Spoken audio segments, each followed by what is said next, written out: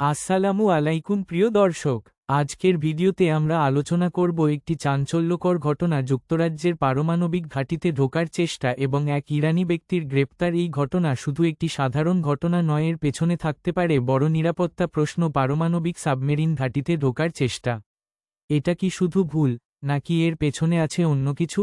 ঘটনাটি ঘটেছে ফজলেন নেভাল বেস এ। এটি হল যুক্তরাজ্যের সবচেয়ে গুরুত্বপূর্ণ সামরিক ঘাঁটি যেখানে পারমাণবিক সাবমেরিন রাখা হয়। পুলিশ স্কটল্যান্ড জানায় 34 বছর বয়সী এক ইরানি ব্যক্তি এবং 31 বছর বয়সী এক নারী ঘাঁটিতে প্রবেশের চেষ্টা করে। তারা জোর করে ঢোকার চেষ্টা করেনি, বরং অনুমতি চেয়েছিল, কিন্তু অনুমতি না পেয়ে কিছুক্ষণের মধ্যেই তাদের গ্রেপ্তার করা হয়। ঘাঁটির গুরুত্ব। হাম নেভাল বেস ক্লাইড হল যুক্তরাজ্যের পারমাণবিক প্রতিরক্ষার কেন্দ্র। এখানে রয়েছে ভ্যানগার্ড ক্লাস সাবমেরিন, ট্রাইডেন্ট পারমাণবিক ক্ষেপণাস্ত্র। এই ঘাঁটি থেকে যে কোনো সময় পারমাণবিক প্রতিরক্ষা ব্যবস্থা সক্রিয় করা যায়, তাই এখানে নিরাপত্তা অত্যন্ত কঠোর। এই ঘটনাটি কেন গুরুত্বপূর্ণ? কারণ পারমাণবিক ঘাঁটিতে প্রবেশের চেষ্টা মানেই এটি জাতীয় নিরাপত্তার বিষয়। যদিও তারা জোর করে ঢোকেনি বা আত্মরক্ষার চেষ্টাও করে নাই, তবুও প্রশ্ন উঠে কেন তারা সেখানে গেল। প্রশ্নচিহ্ন, তাদের উদ্দেশ্য কী ছিল? এই ঘটনায় কয়েকটি সম্ভাবনা থাকতে পারে। ভুলবশত বা অজ্ঞতা, হয়তো তারা বুঝতে পারেনি জায়গাটি কতটা সংবেদনশীল, কৌতূহল বা সাধারণ প্রবেশ চেষ্টা, অথবা বড় কোনো পরিকল্পনার অংশ।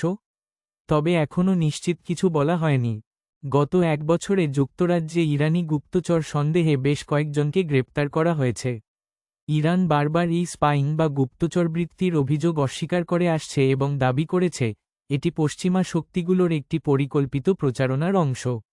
এই ঘটনা দেখাচ্ছে বিশ্বের সবচেয়ে সুরক্ষিত জায়গাগুলোর নিরাপত্তা চ্যালেঞ্জের মুখে, এবং ছোট ঘটনা থেকেও বড় প্রশ্ন উঠে আসতে পারে। প্রশাসন এখনও চুপ, কিন্তু তদন্ত যত এগোচ্ছে ততই বাড়ছে রহস্য।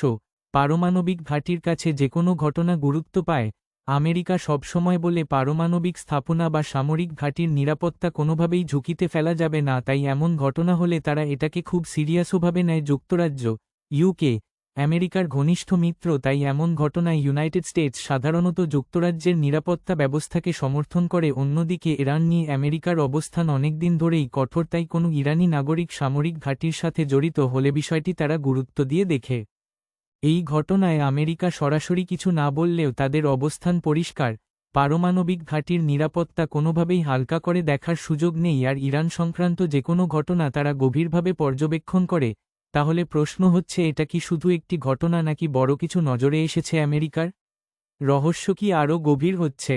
বর্তমান যুদ্ধ পরিস্থিতিতে এই ঘটনায় দর্শক আপনার কি মনে হয়? এটা কি সাধারণ ঘটনা নাকি বড় কিছু? কমেন্টে জানান। পরবর্তী ভিডিওতে এই ঘটনার আলোকে আসল ও বাস্তব সত্য তুলে ধরার চেষ্টা করব।